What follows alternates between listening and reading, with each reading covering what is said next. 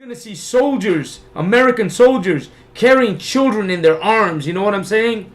Real soon you're gonna hear about a soldier who saved a dog. You know what I'm saying? He saved a dog from being shot and killed. He's gonna become a hero. These are the kind of things you're gonna start to see. You know, with Afghanistan, you're gonna start to see all the heroic and acts that America does for the Afghanistan people. Right now is the time when people are gonna be so into save Afghanistan, save the Afghanistan people. You know, they're going to go against Biden because Biden came out, right? And Biden said, you know, we gave them weapons, we trained them, because that's a speech he gave. We trained them for a long time. We gave them weapons. You know, he said, we gave them helicopters. You know what I'm saying? He was saying everything that America gave to Afghanistan. He went down through a whole list of everything that America has given to the Afghanistan government to defend himself against the Taliban. You know what I'm saying? And he was going through a whole list, man. He was saying they educated them of food and shelter, and they built their infrastructure, and they gave them weapons and helicopters. Oh, and not even a helicopter. They said they gave them an air force. That's the word he used. They gave them an air force. They gave Afghanistan people an air force.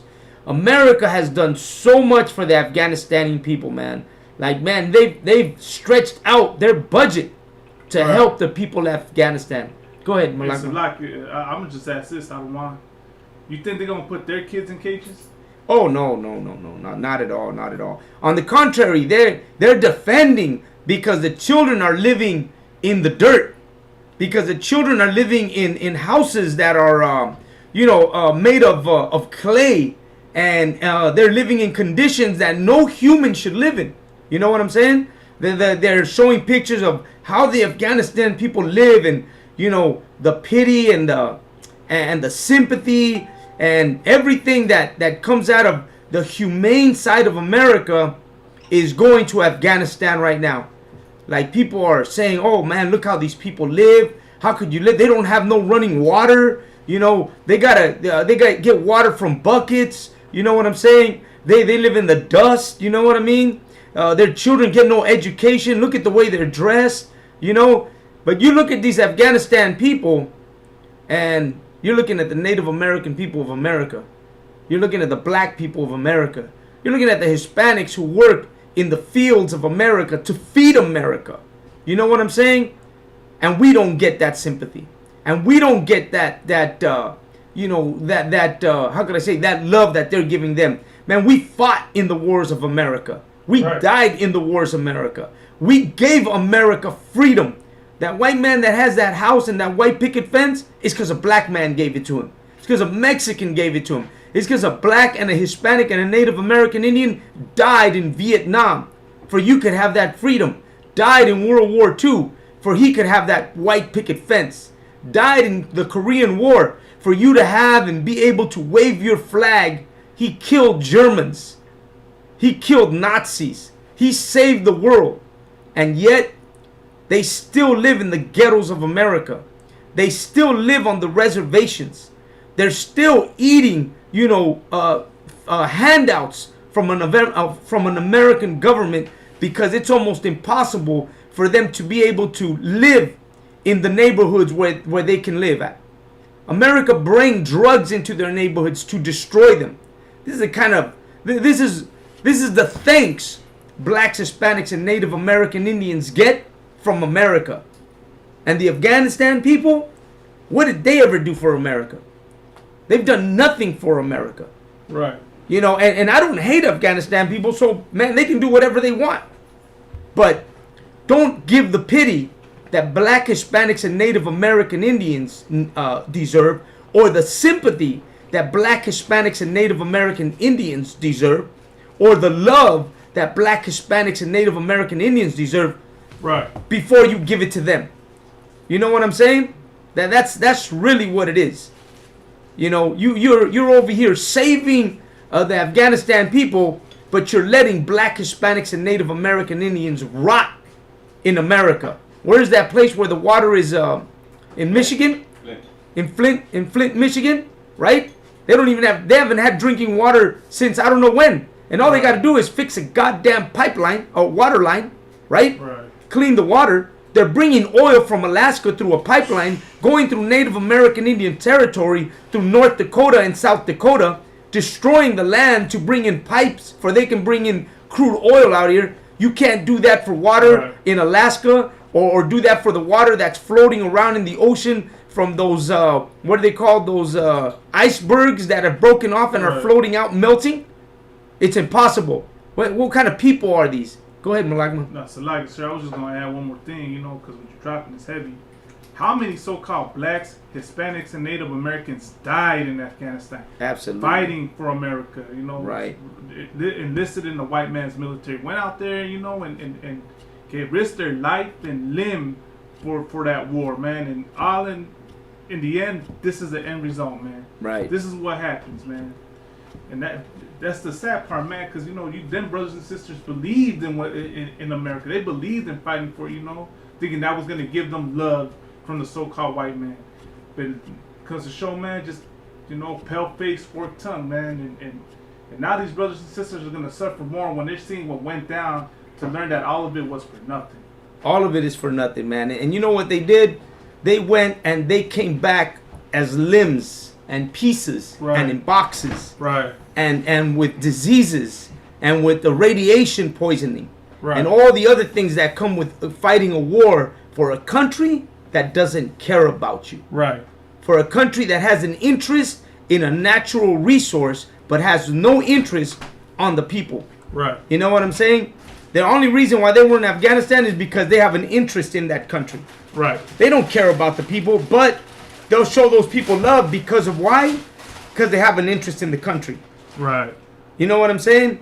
But America, man, does not have any interest in black Hispanics or Native American Indians. You know why?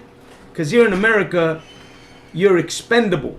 Right. You're not really worth anything. You're just another nigger, another spick, another wetback, another savage. That's all you really are. Right. You have no name. You know, you're nothing here in America. You know, but the problem with us is that you call yourself a Christian or a Baptist or a Catholic, and the problem is you lack understanding of the Bible.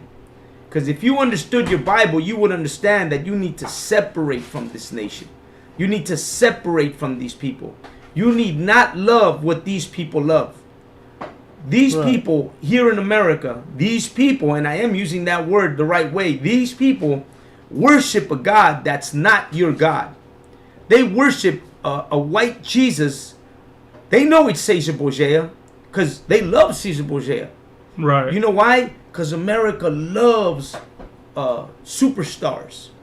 It loves making stars of their people. It loves making idols of their people. Elvis Presley is a goddamn idol. People love Elvis Presley. People go get married in Vegas because Elvis Presley is going to marry them. And to them, that's legit. You know what I'm saying? And Caesar Borgia was the start of this whole thing.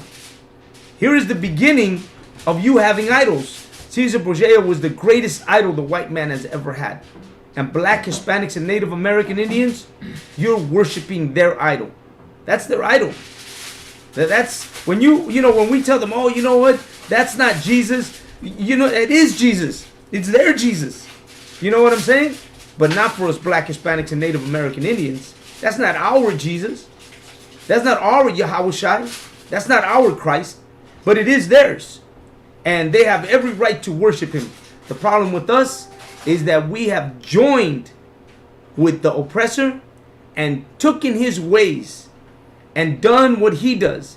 And if you guys got those precepts of do not follow the way of the heathen, and give me the precepts of where we've decided to follow in the footsteps of the heathens, where we decided to worship their idols. You know what I'm saying? The commandment, just to begin with, the commandment that we shall not worship any idol. You know what I'm saying? That we shouldn't worship anything. Because when we lack the understanding of the Bible, when we lack understanding what the Most High has designated to us, then we begin to seek the idols of other nations. And when you join with this nation, once again, when you call yourself Mexican American, you're that person that's worshiping that idol known as Caesar Borgia, Jesus, that white Christ. You know what I'm saying? And let's go to a precept. Go ahead. So this is the book of Exodus, chapter 20 and verse 1. And God spake all these words, saying, verse 2, I am the Lord thy God. And so, real quick, God spoke these words, all right? And he says, I am the Lord thy God. So you have to understand, he's making sure that he says that he's your God. Right. He's not everybody's God. Right. He's there speaking to Israel. He's not speaking to everybody else. And he's letting you know that he's your God. Your own God. The God of Israel, Jacob, and the 12 tribes. That's who is speaking to us. Not Caesar Borgia. Right. Which have brought thee out of the land of Egypt. Who did he bring out of the land of Egypt? He brought us out of the land of Egypt. He brought black, Hispanics, Native American Indians, the 12 tribes, Israel. That's who he brought out of Egypt. He didn't bring out the Egyptians or the Assyrians or the Babylonians or who else? The Hamites. He didn't bring out any of those people out of Egypt. Man, we went through a lot to get out of Egypt. Moses went through a lot to get out of Egypt. Moses did so many things to Pharaoh, right? To get him to release us in the right way. But the Lord hardened Pharaoh's heart on purpose. You know what? He didn't harden Pharaoh's heart for him. He hardened it for Israel. Because Israel would not leave that place. Because of a lot of us, we love America. It's no difference from then and now. We want to be Mexican. Let me tell you something. Salakia. From experience, when I come up to Mexican people and I try to tell them, well, Chicanos, and I try to tell them, hey, you know what? And I speak these words, they get mad. They want to wave the American flag. They want to be American. They want to love the white Jesus. They want to be Catholics and Christians. They don't want to let go of what they have here in America. They refuse to let this place go. And you know what? That's just the way we used to be when we were being held captive in Egypt. Today, you know what? God could destroy America, but he doesn't. But you know what? He's giving us the opportunity to try to change and to leave America. But as you can see, people don't want to separate from America. People will come against you. Man, they'll hate you for telling them to hate America. Go ahead. Right. It's like if I could too. Oh, go ahead, Lahab. One thing the Hispanics would tell you